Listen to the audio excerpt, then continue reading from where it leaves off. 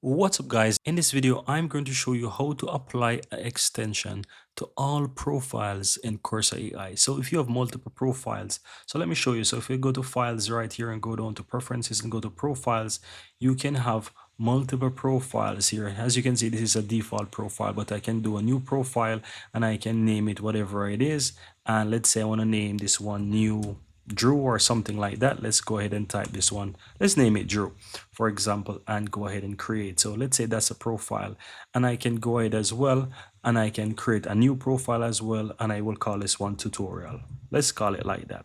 So if I have two profiles and I want to install an extension, but I want to ensure that that extension is applied across all the profiles. This is super easy to do. So you want to go to those extensions, right? And you can find whatever extensions that you want to install. So let's say I install whatever.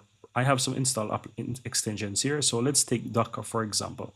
I install Docker and I want to apply it across all profiles. I can click on it and then it can work. You can do this for whichever extension. So you want to just find that extension, click, and where it shows the gear that says manage, you click on that and you'll have the option to apply it across all profiles. So it says apply extension to all profiles. Click on that and it's going to ensure that it's applied across all the different profiles that you have. So you don't have to worry about not having that extension not working on other profiles. So you can do that for whichever. So if I want to do this as well to for Python debugger, I can do the same.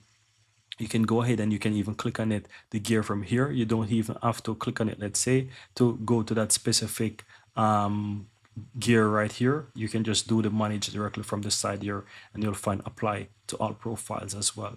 So that's how you easily go ahead and do that, guys. This is super easy and I just want to share that with you. Thank you guys for watching and see you in the next video.